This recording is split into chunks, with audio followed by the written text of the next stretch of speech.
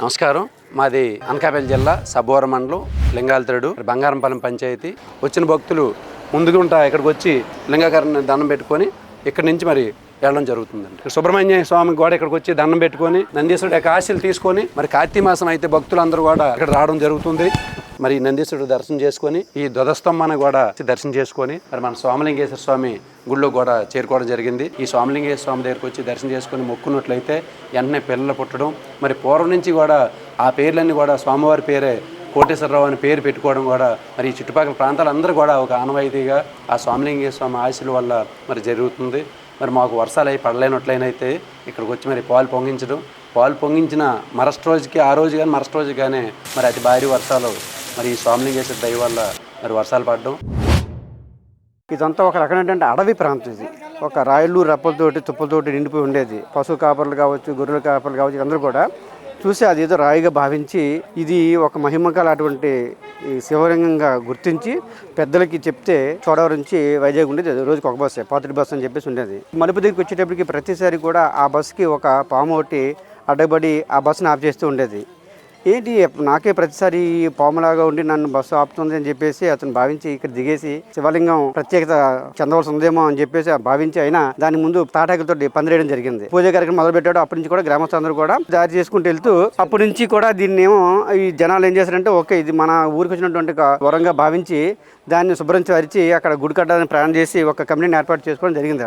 స్వయంభూలింగం కాబట్టి మన ఉత్తరాంధ్రలో 3 జిల్లాల్లో బాగా ప్రాచుర్యం పొందినటువంటి దేవాలయం.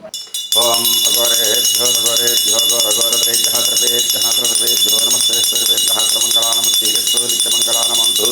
నమో పార్వతీ పరమేశ్వర మహాదేవ శంభో శంకరాయ ఓం నమః శివాయ నమో నమః. మీకు ప్రార్థ కర్మ అంటారు. ప్రార్థ కర్మ, సంచిత కర్మ, ఆగామి కర్మ అని 3 కర్మలు ఉంటాయి. 6, 8, 12 స్థానాల్లో బాగులేకపోతే ఈ కర్మదోషాలు పోయి వాళ్ళకి మనశ్శాంతి, ఆరోగ్యం కలుగుతుంది. ఈ 2 బాగున్నాయంటే ఆరోగ్యం, మనశ్శాంతి కలిగిందని తప్పగా వాళ్ళే నిజమైన అదృష్టవంతులు. కాబట్టి యోగ దశ అంటారు. రాముడికి ఏ విధంగా దశ ఉందో ఆ దశలకు ఏర్పడతాయి అన్నమాట. పంచపురుష మహాయోగ దశలు అంటారు. ఆ దశలు పడడం వల్ల ఆరోగ్యం, మనశ్శాంతి కలుగుతుంది.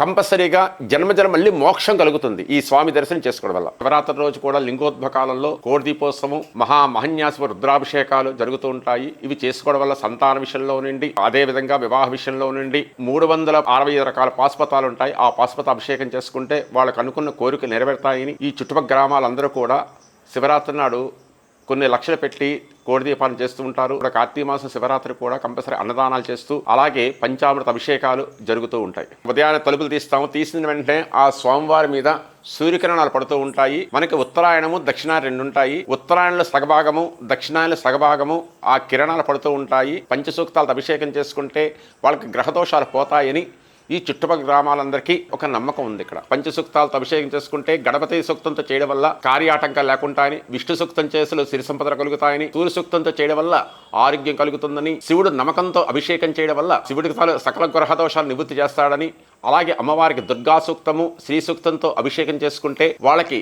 లక్ష్మీ కటాక్షమే కాకుండా ఆ దుర్గాదేవి రాహుకేతు ప్రభావం కూడా పోతుందని ప్రతి వాళ్ళ విశ్వాసం అయ్యి అందరికీ శుభాలు జరుగుతున్నాయి.